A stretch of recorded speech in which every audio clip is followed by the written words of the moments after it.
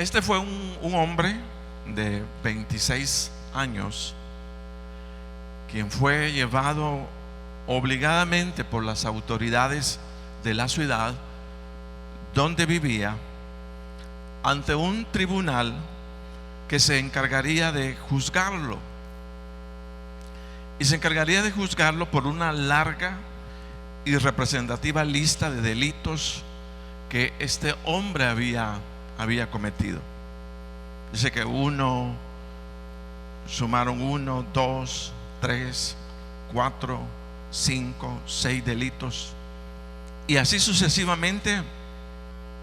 Se menciona que los jurados, los periodistas, los camarógrafos de la televisión iban sumando y llevando la cuenta de cada uno de los hechos delictivos por los que este hombre era acusado. La cuenta dice que seguía 7, 8, 9. Cuando el fiscal terminó de listar la última acusación, estos sumaban 101 delitos por los que este hombre estaba siendo juzgado. Dice que estos delitos fueron cometidos en el lapso de 2 años. Principalmente, dice, los delitos fueran contra la propiedad ajena, delitos contra personas indefensas, muchos abusos físicos contra otros, y cuánta lista, dice, de cosas desagradables que este hombre hizo.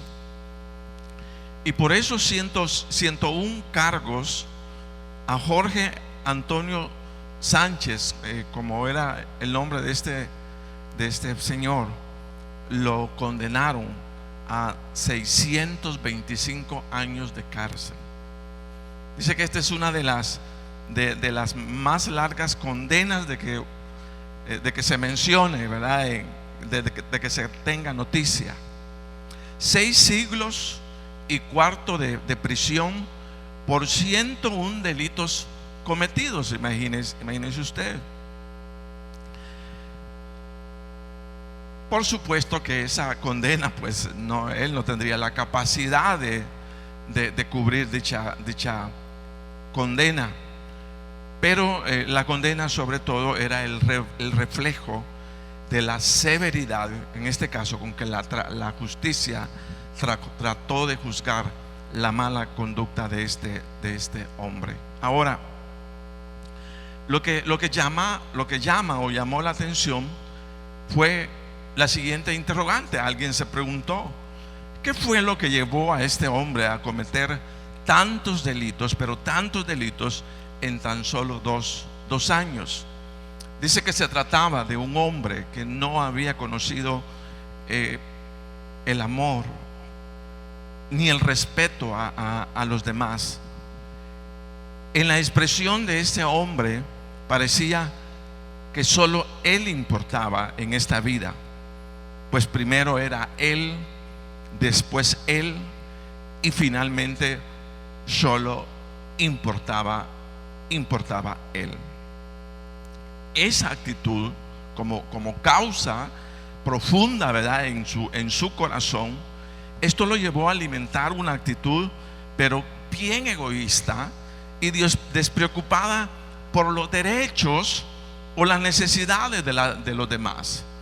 Por eso dice que este hombre asaltó, violó, hirió a hombres, a mujeres, entró a casas para robar, asaltó empresas comerciales, y de esa manera, dice, se desglosa en detalle muchas cosas negativas que este hombre hizo.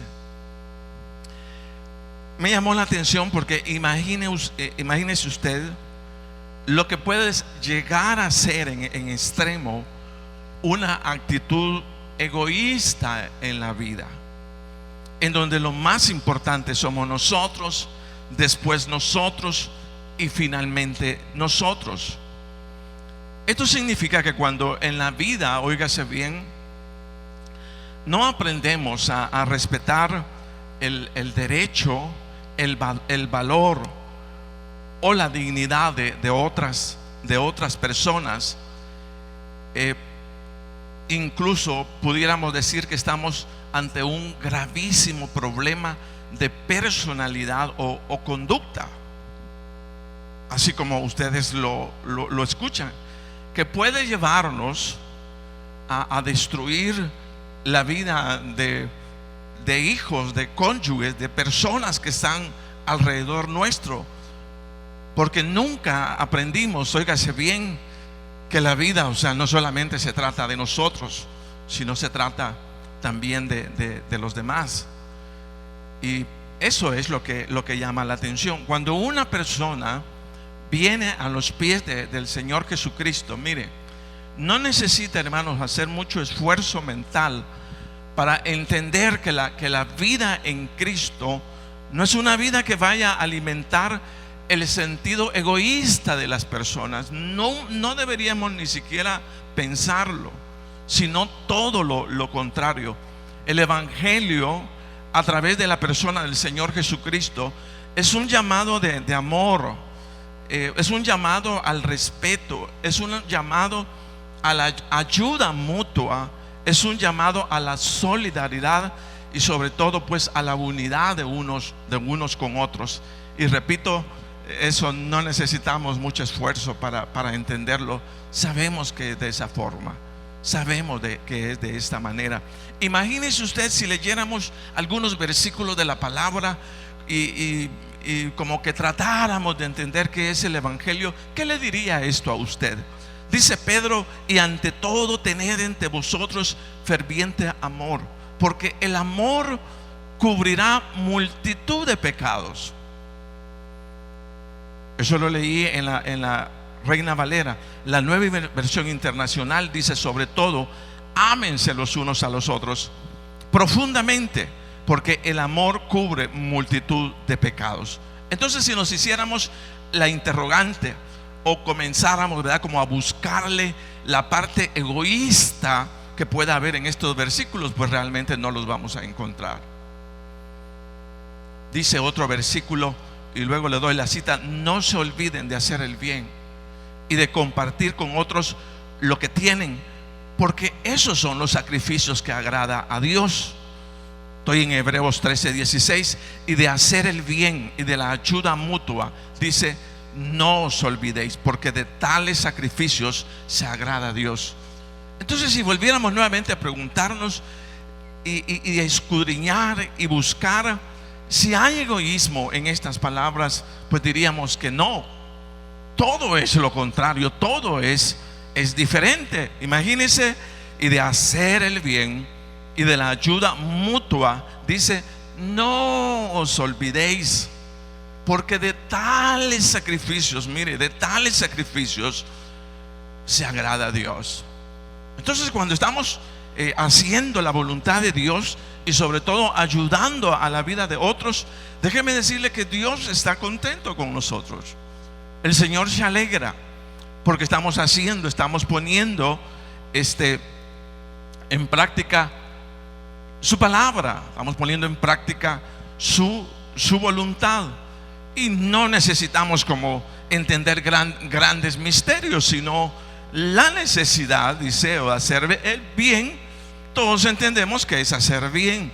La ayuda mutua, dice: no se olviden de la ayuda mutua. Pero qué cosa más linda cuando dice: porque de tales sacrificios. Mire, nuestros sacrificios no son de animalitos, ¿verdad?, como en el Antiguo Testamento. Nuestros sacrificios que demuestran que verdaderamente conocemos y amamos al Señor tiene que ver con el hacer bien y de la ayuda mutua, que podamos compartir unos con otros. Amén. Entonces, si nos preguntáramos, ¿encontramos egoísmo en estos versículos? ¿Encontramos que la vida tiene que ser apartada, solo nosotros, nuestra bendición y mi bendición y mi bendición y lo que? No. Mire lo que dice Juan, dice: en esto conocemos lo que es el amor, en que Jesucristo entregó su vida por nosotros, así también nosotros debemos entregar la vida por nuestros hermanos. Si alguien que posee bienes materiales ve que su hermano está pasando necesidad y no tiene compasión de él, ¿cómo se puede decir que el amor de Dios habita en él? Entonces esto lo conocemos por las Sagradas Escrituras. Porque si nosotros comparamos y revisamos la vida de este señor Sánchez, pudiéramos decir que a lo mejor nunca entró a una iglesia, nunca entró, ¿verdad?, a una congregación, nunca se le explicó que la vida no solamente se trataba de llenar nuestras necesidades, sino que también ayudar a la vida de otros. En ningún momento el llamado del Señor Jesucristo, óigase bien, es a una vida de egoísta, sino a una vida de generosidad y entrega, hasta estar dispuesto, incluso dice, a dar nuestra vida por los hermanos. Pareciera, o sea, fácil, pero quiero decirles que incluso nuestra naturaleza de ser no está hecha para la generosidad, sino está hecha, o sea, para todo lo contrario. Y uno lo puede ver en sus casas, uno lo puede ver con su cónyuge, ¿verdad? Con la persona con la que comparte la vida. Cuando uno, la famosa expresión, ¿verdad? Ella no me hace feliz, él no me hace feliz. Entonces es egoísmo. Estoy pretendiendo recibir, pero no estoy pretendiendo dar. Entonces la palabra del Señor, hermanos, quiere enfocarnos en algo distinto, en algo diferente a lo que el mundo entiende de manera relativa que es la vida, así como este hombre, o sea, cuya vida era robar, quitarle los bienes, asaltar a los demás. Pero la palabra de Dios es todo lo contrario. Ahora, pudiera surgir la pregunta o la interrogante, que de hecho siempre nos la hacemos todos: ¿por qué tiene que ser de esta forma? ¿Por qué tengo que amar yo a mis hermanos? ¿Por qué tengo yo que ayudar, que prestar ayuda? ¿Por qué tengo que ser una persona generosa? O sea, ¿por qué? ¿Por qué al cristiano? ¿Por qué al Hijo de Dios se nos demanda este tipo de actitud? Es bueno preguntarnos.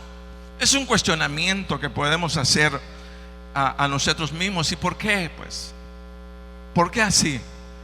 ¿Por qué de esa forma? ¿Por qué de esa manera? Y yo le respondo: tiene que ser de esta manera, porque cuando nos convertimos al Evangelio, óigase bien, dice la palabra del Señor que somos integrados, somos incluidos por obra del Espíritu Santo en el cuerpo de Cristo. Usted, cuando se recibió al Señor, usted no se dio cuenta, pero por obra del Espíritu Santo usted fue incluido al cuerpo de Cristo. Y el cuerpo de Cristo es la iglesia. El cuerpo de Cristo no son las sillas vacías o el edificio. El cuerpo de Cristo es todos los hermanos. Fíjese bien que nosotros vemos alrededor nuestro. Ellos componen la iglesia. Y es precisamente esa actitud, fíjese bien, de que somos integrados al cuerpo de Cristo, en donde la actitud de amor, de respeto, de ayuda mutua, de solidaridad, de unidad, es precisamente lo que le da vida y razón de ser al cuerpo de Cristo, hermano. Fíjese usted, eso es lo que lo da vida. Las relaciones,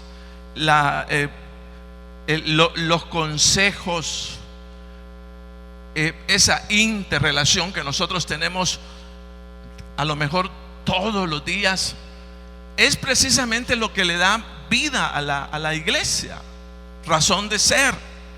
De aquí que yo no entiendo a muchos que quieran, ¿verdad?, estar dentro del cuerpo de Cristo, pero no tener relación con los hermanos. Entonces, bueno, digo, qué contradictorio. Eso no puede ser así. No hemos entendido entonces lo que es la iglesia del Señor, el cuerpo de Cristo.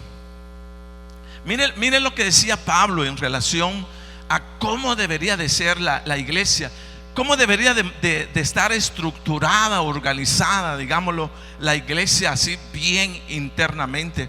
Pablo decía: sino que siguiendo la verdad en amor, crezcamos en todo, en aquel que es la cabeza, esto es Cristo, dice, de quien todo el cuerpo, mire, el cuerpo, la iglesia, bien concertado y unido entre sí por todas las coyunturas que se ayudan mutuamente según la actividad propia de cada miembro, recibe su crecimiento para ir edificándose en amor. Mire cómo la estructuró. A mí me impresiona Efesios 4:15.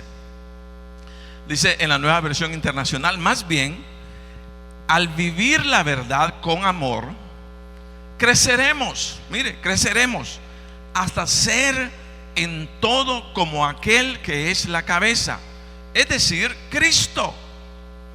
Por su acción, mire, por su acción todo el cuerpo crece y se edifica en amor, sostenido y ajustado por todos los ligamentos según la actividad propia de cada miembro. Mire cómo expresó el apóstol Pablo. Debía estar organizada la iglesia. Dice: por su acción todo el cuerpo crece y se edifica en amor, sostenido y ajustado, dice, por todos los ligamentos según la actividad propia de cada miembro. Esa es la manera como plantea, fíjese bien, la palabra de Dios. Debe ser la iglesia, y cómo debe la iglesia estar interrelacionada. Y es eso lo que le da vida, es eso lo que le da la fuerza a la iglesia, la fuerza a la congregación. Ahora, si entendemos bien las escrituras y no somos cristianos de apariencia, tiene que sucedernos lo siguiente: cuando veamos aparecer, hermanos, en nosotros mismos actitudes contrarias al amor, a la unidad, a la solidaridad que demanda la iglesia del Señor, ¿verdad? Como cosas como cuáles pueden afectar. Mire, la indiferencia, el rechazo, el resentimiento, la crítica, pero la crítica destructiva, el enojo, aparecen en la vida, aparecen en cada uno de nosotros. Pero como conocemos la voluntad del Señor, entonces no permitimos que esas cosas se apoderen de nuestra vida. ¿Por qué? Porque van contra la palabra del Señor. Mire, hermano, con todo el respeto, su resentimiento, mis resentimientos no son la voluntad de Dios. Actúan en contra del cuerpo de Cristo, actúan en contra de la unidad de la iglesia. Y eso no es a lo que hemos sido llamados. Es obvio, hermanos, en el trajín de todos los días, de unos con otros, surgen situaciones que no nos gustan. Surgen situaciones que pues como que no son muy agradables, que nos corresponde luchar contra ellas. Luchar, ¿verdad? Y decirnos a nosotros mismos en el corazón: este resentimiento no me va a alejar de los hermanos, este rechazo no me va a alejar de mi hermana, esta indiferencia la tengo que hacer a un lado en el nombre de Jesús.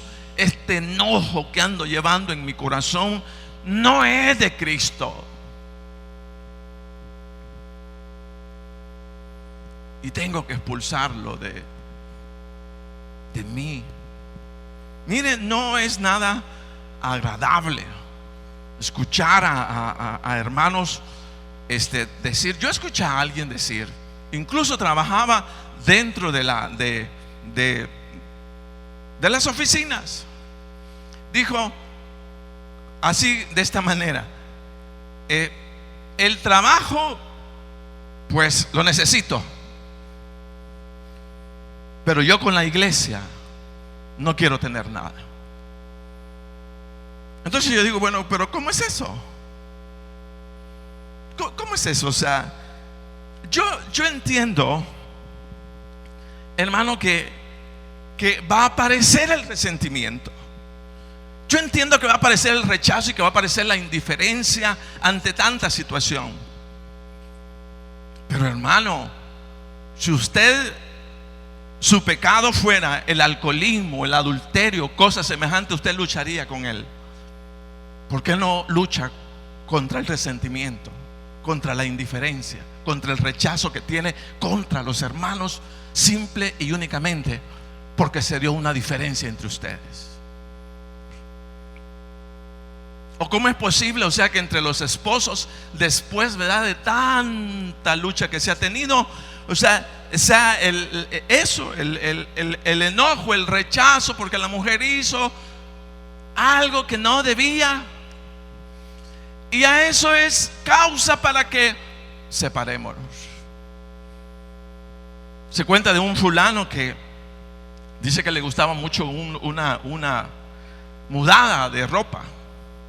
Siempre le gustaba ir, pero muy delicadito, ¿verdad?, así a su trabajo.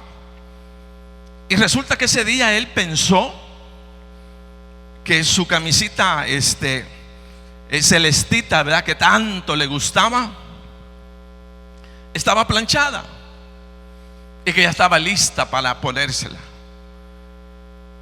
Y va a buscarla a su armario, y campas de camisita celestita, ¿verdad?, bonita, no estaba. Dice que se dio un enojo. O sea, se puso pero tan molesto que le dio una garroteada a su mujer, única y exclusivamente porque no le tenía la camisa adecuada en el día que él la necesitaba.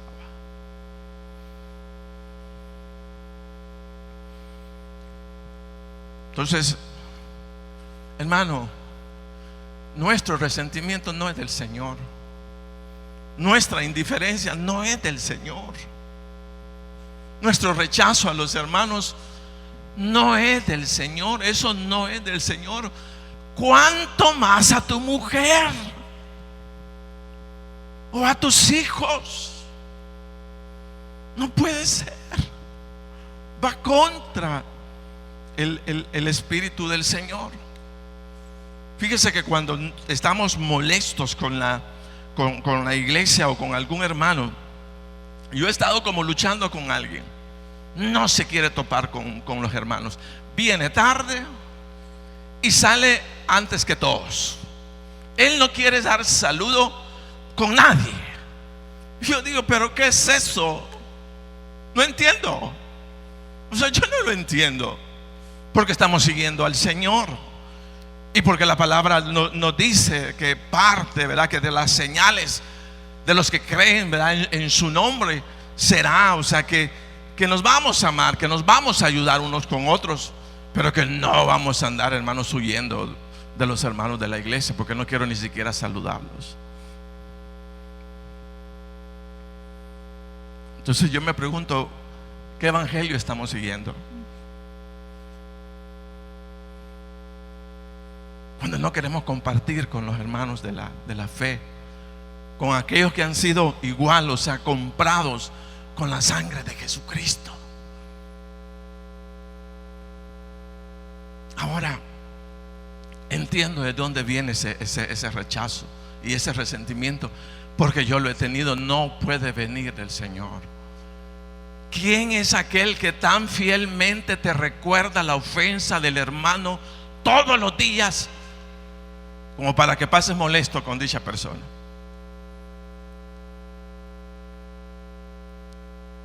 Entonces no puede ser. Más bien creo que en momentos determinados, con nuestra actitud, que de hecho no es positiva sino negativa, Nos volvemos en perseguidores de la iglesia de Cristo, así como lo hizo el apóstol, o más bien Saulo de Tarso.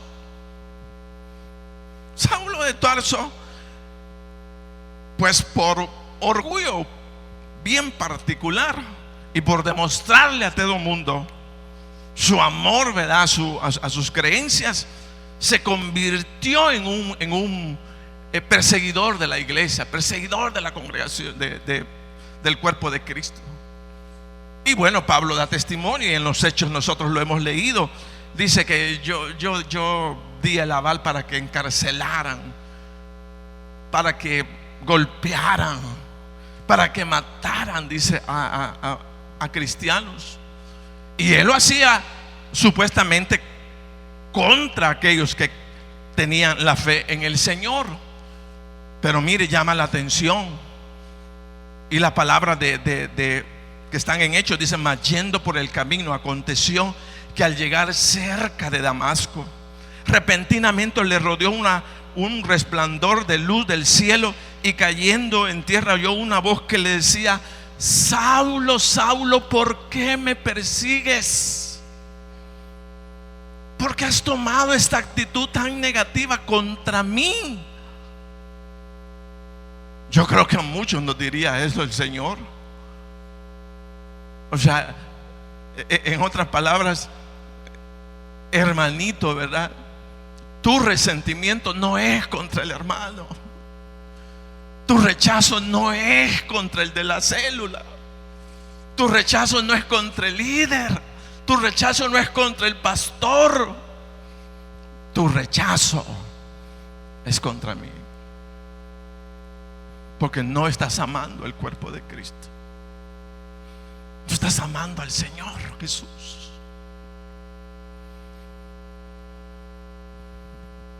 Amén. No queremos juntarnos con nadie. Entonces digo yo: entonces, ¿de qué iglesia somos? ¿Dónde está? Porque somos un cuerpo, y nuestro llamado es al amor. Incluso Pablo dice en un momento determinado, me parece que hablando a los corintios: mire, ¿y por qué no se olvidan de la ofensa, pues? ¿Y por qué no olvidan lo que sucedió? Olvídense. No es eso lo más importante. Lo más importante, o sea, que tenemos como iglesia, como congregación, es, y ya vamos a ver, representar a Cristo Jesús. Ese es nuestro deber, donde quiera que estemos. Somos más bien administradores de la gracia y la misericordia del Señor, no de juicios, no de condenaciones. Yo lo he pensado de esa forma. Bueno, si el Señor no me deja a mí juzgar, no me deja condenar a nadie, ¿cuál es mi papel como cristiano? Si yo no puedo odiar, si no puedo ser indiferente, si yo no puedo dar mal a nadie, ¿cuál es mi papel como creyente? Si todo se me toma mal cuando va en contra de los hermanos. Y la respuesta ha sido para mí mismo: simplemente soy un administrador del amor y de la gracia del Señor, que es lo único que puede salir de mí. Si alguien te ofendió, lo más lindo es olvidarse. En el Señor nos olvidamos y vamos hacia adelante. Somos administradores de la gracia de Dios. No somos administradores del juicio ni de la condenación del enemigo. Eso no somos nosotros. En todo nos toca dar misericordia, nos toca dar gracia, nos toca dar amor. Eso nos corresponde. Fíjese que Pablo descubrió, hermanos, que en la iglesia de Filipos habían dos hermanas resentidas una de la otra, pero resentidas así me imagino que de muerte. No muy diferente a lo que pasa. No muy diferente a lo que sucede en medio de nosotros. Y mire, dice: ruego a Evodia y a Síntique que se pongan de acuerdo en el Señor. Mire, y a ti, fiel compañero, te pido que ayudes a estas mujeres que han luchado a mi lado en la obra del Evangelio, junto con Clemente y los demás colaboradores míos cuyos nombres están en el libro de la vida. ¿Qué estaba pasando? ¿Qué estaba sucediendo? Resulta que Evodia y Síntique, mire, habían sido fieles servidoras y luchadoras en la obra del Señor, pero por alguna situación se distanciaron y ahora estaban resentidas la una de la otra. ¿Y sabe qué es lo más difícil? Es esto. ¿Qué es lo que realmente estaba siendo afectada? Más que el corazón de estas mujeres. ¿Sabe qué estaba siendo afectada? La obra del Señor. Por el resentimiento de estas dos mujeres, la obra de Dios estaba siendo afectada. ¿Pero cómo? Ellas eran grandes luchadoras y grandes servidoras de Cristo. Y resulta que por el resentimiento ahora todo ese amor y todo ese esfuerzo que habían hecho por la obra de Dios ya no estaba. Se habían quedado en la banca. Ya no eran parte del equipo. ¿Saben que en un estadio hay dos tipos de personas? Los espectadores y los participantes. En las iglesias hay muchos espectadores, y hay algunos que eligen ser espectadores producto de sus resentimientos y de lo que hacen, de lo que permiten que nazca en su corazón. Cuando todos deberíamos estar, hermanos, en el campo de batalla, en el juego. Todos deberíamos estar pasándonos la pelota para ganar el partido al enemigo.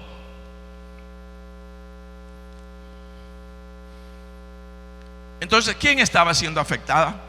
Mire, la iglesia del Señor. ¿Por qué? Porque dos grandes luchadoras de la obra de Cristo, o grandes servidoras de la obra de Cristo, ahora ya no estaban sirviendo.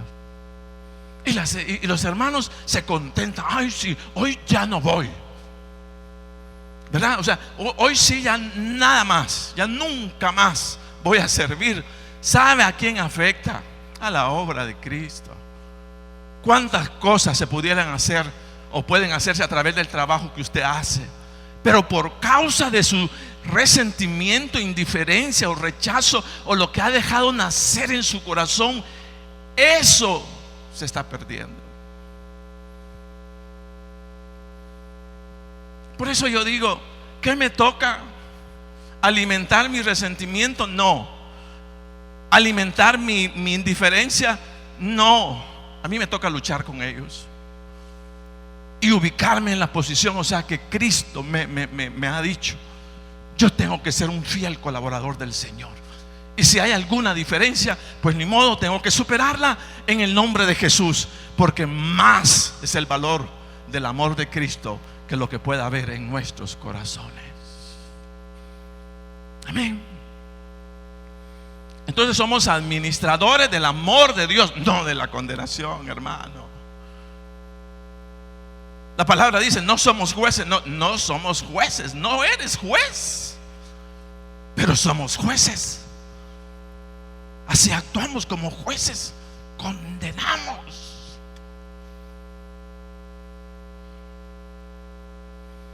Quiero expresarles que ¿por qué de toda esta prédica?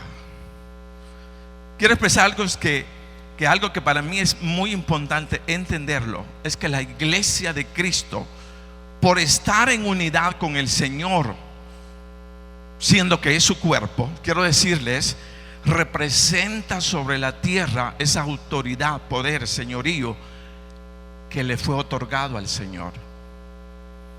Cuando Pablo dice del Señor Jesucristo, habla del Señor Jesucristo, él menciona algo. Dice que por tal entrega de amor, al renunciar a su trono, adoptar la forma de hombre y estar dispuesto a morir en una cruz, Dios Padre le recompensó con el más alto nivel de autoridad, poder y dominio, y sobre todo lo que existe, sea visible e invisible, Si gusta lo leemos en Filipenses capítulo 5 y usted lee conmigo. Voy a leer la Nueva Versión Internacional. Dice: la actitud de ustedes debe ser como la de Cristo Jesús. Mire la actitud, quien siendo por naturaleza Dios, no consideró el ser igual a Dios como algo a que aferrarse. Por el contrario, se rebajó voluntariamente, tomando la naturaleza de siervo y haciéndose semejante a los hombres humanos, a los seres humanos. Y al manifestarse como hombre, se humilló a sí mismo y se hizo obediente hasta la muerte y muerte de cruz. Por tal acción, por eso Dios lo exaltó hasta lo sumo y le otorgó el nombre que es sobre todo nombre, para que en el nombre de Jesús se doble toda rodilla en el cielo, en la tierra y debajo de la tierra, y toda lengua confiese que Jesucristo es el Señor, para gloria de Dios Padre. Yo digo, ¿puede haber un lugar más alto que ese? Ahora Pablo sigue mencionando dicha autoridad y dice en Efesios, miren Efesios 1:20 lo que dice: la cual operó, dice el poder de Dios en Cristo, resucitándole de los muertos y sentándole a su diestra en los lugares celestiales, sobre todo principado y autoridad, poder y señorío, y sobre todo nombre que se nombra no solo en este siglo, sino también en el venidero, y sometió todas las cosas bajo sus pies. ¿Bajo quién están sometidas todas las cosas? Bajo el Señor Jesucristo. Y mire, y lo dio por cabeza sobre todas las cosas. ¿A quién lo dio por cabeza? A la iglesia, la cual es su cuerpo, la plenitud de aquel que todo lo llena en toda. Esto significa, óigase bien, que sobre el cielo, la tierra y debajo de la tierra no existe nación, gobierno, autoridad, poder o señorío alguno que iguale en autoridad o posición la posición que le fue otorgada a Cristo Jesús, y no solamente a Cristo Jesús, sino a la iglesia del Señor. ¿Por qué? Porque somos un cuerpo con Cristo. Imagínense dónde está la iglesia del Señor. La iglesia de Cristo está por encima de gobiernos, por encima de naciones, por encima de autoridades. Le fue entregado el nombre que es sobre todo nombre, para que en el nombre de Jesús se doble toda rodilla. Oiga, de los que están en el cielo, en la tierra y debajo de la tierra, ¿qué más autoridad puede haber sino la de nuestro Cristo Jesús?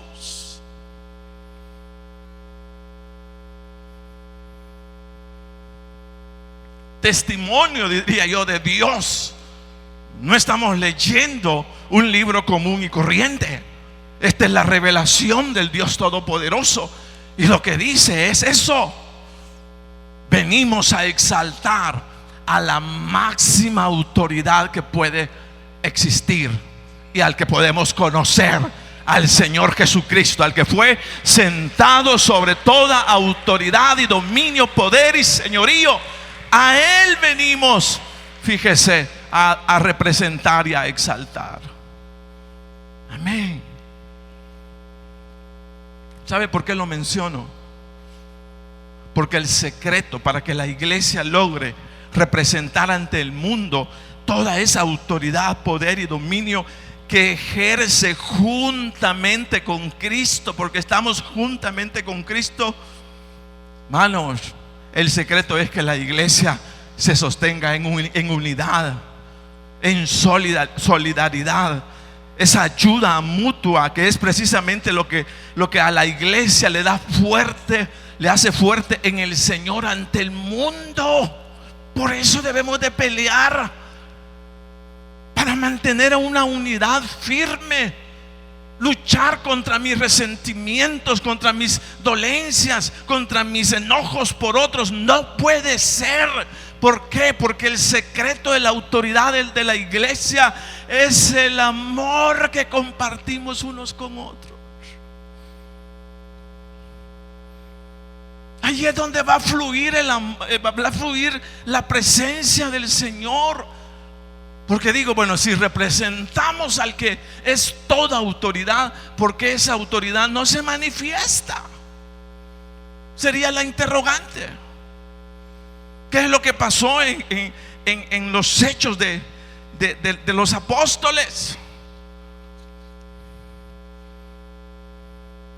La iglesia, él dice, y persevera. Oiga lo que sucedió, y perseveraban unánimes. Mire, perseveraban unánimes cada día en el templo y partiendo el pan en las casas. No eran misterios. ¿Dónde se manifestaba la presencia de Dios? Dice, perseverando unánimes cada día en el templo y partiendo el pan en las casas. Mire, comían juntos con alegría y sencillez de corazón. Hermano, no nos está pidiendo gran cosa, pero sí veo que luchando contra resentimientos, contra odio. Eso sí miro. ¿Por qué? Porque desde el día, que hubo tal situación, usted nunca volvió a invitar a ese hermano, nunca volvió a invitar a la hermana. Ahí se terminó. Y mire, es lo que le da vida a la iglesia. Y perseveraban juntos, unánimes cada día en el templo y partiendo el pan en las casas, comían juntos con alegría y sencillez de corazón, alabando a Dios. Mire, si lee conmigo Hechos 2:46, alabando a Dios y teniendo favor con todo el pueblo, y el Señor añadía cada día a la iglesia los que habían de ser salvos. Esa es la iglesia de Cristo. Esa es la iglesia del Señor, la que lucha contra el odio, la que lucha contra el resentimiento, la que lucha contra el rechazo que el enemigo quiere levantar por los hermanos.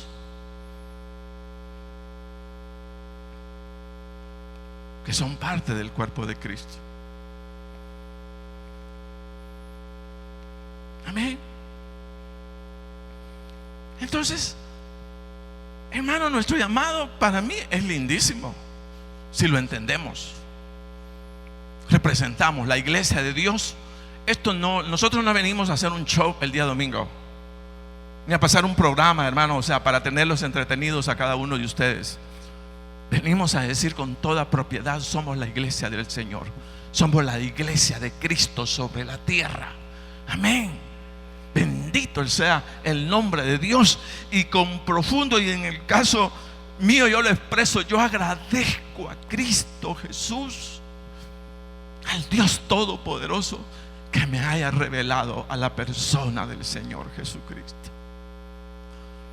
Eso es lo que yo agradezco siempre. Si alguien no capta el fundamento sobre el cual, bueno, yo lo fundamento así, siempre lo he dicho, no me cabe en mi cerebro.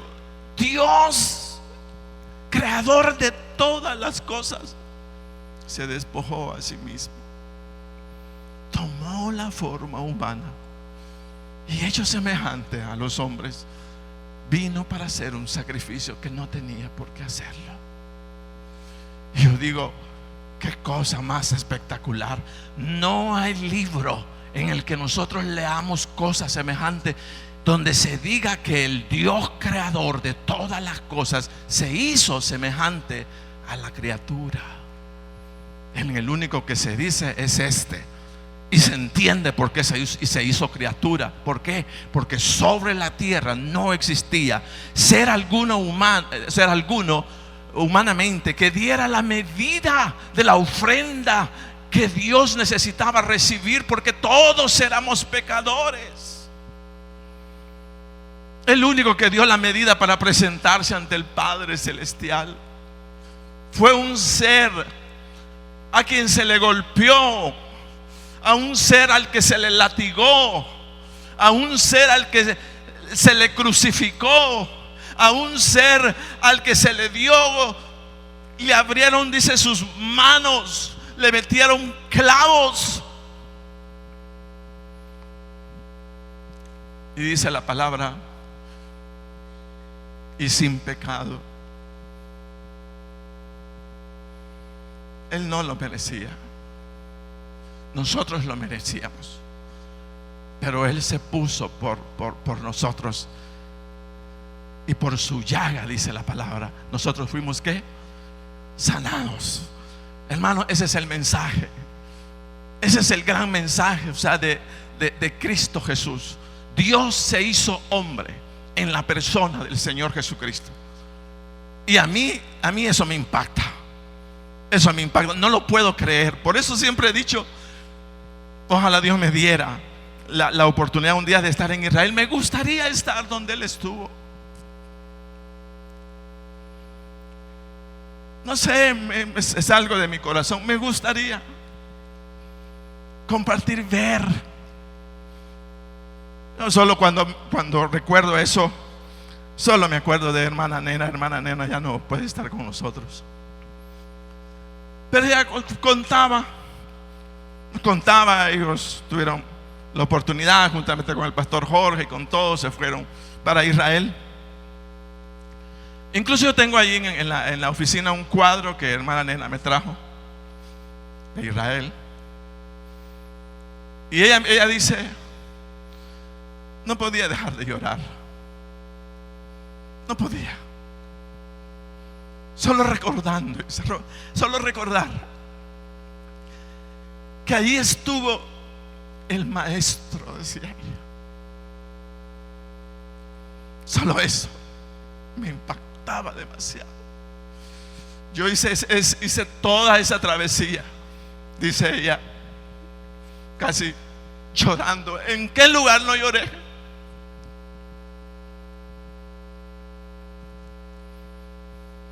Si ese mensaje no nos impacta, ¿qué nos puede impactar? Sino el mensaje de la cruz. Dios dejó su trono por nosotros. Y vino, se hizo hombre y murió de la manera más cruel que podamos imaginar. Y todo por una sola cosa: que la justicia de Dios fuera cubierta y que todos nuestros pecados fueran cubiertos por la sangre del Señor Jesucristo. Simplemente. ¿Qué mensaje más? Si ese mensaje no me impacta para salir de mi resentimiento, de mi indiferencia, si ese mensaje no me impacta para salir de mi odio contra los hermanos, de mi enojo contra los hermanos, ¿qué me puede impactar? Ya no hay más. Porque yo me he fijado y algunos, ay, es que aquí no nos motivan. Digo, es que no, esto no es empresa de motivación. Perdónenme. Es que ya estamos motivados por Cristo, por su palabra, Dios. Él me motiva todos los días, que no me deja solo y que me presento ante Él con todas mis debilidades. Cuando no hay para dónde ir y llego delante de su presencia y lloro. Y ahí se va toda carga. Ahí se va todo lo que puedo andar llevando en el corazón. Ahí se va. Si eso no me motiva, ¿qué me motiva, Dios? ¿Qué me motiva a seguir a Jesús? No hay otro mensaje, hermano. No podríamos darle otro mensaje más que decirle que amemos al Señor más que amar nuestro propio corazón. Amemos a Cristo, amemos la iglesia, levantemos la iglesia, porque representamos al cuerpo de Cristo y Cristo es Señor de todas las cosas. Y si el Cristo es Señor de todas las cosas, hermano, igual es nuestra posición. Estamos reinando sobre todo principado, sobre toda potestad, porque eso es Cristo Jesús, nombre que es sobre todo nombre. Amén. Bendito sea el nombre de Dios, alabado sea Cristo Jesús.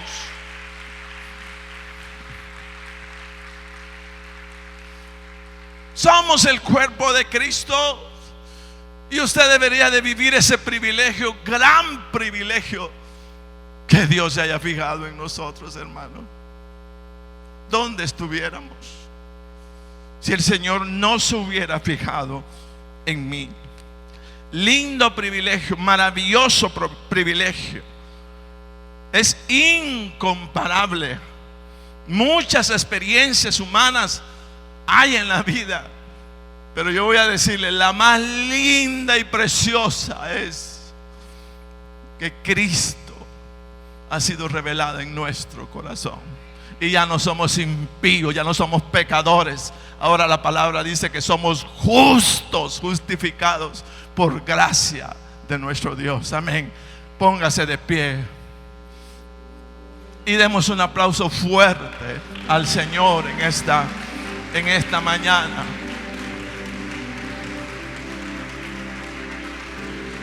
¿Qué te motiva? Yo pregunto, ¿qué te motiva? ¿Cómo quieres que te motive si no te motiva la sangre de Cristo derramada en la cruz? ¿Qué te puede motivar?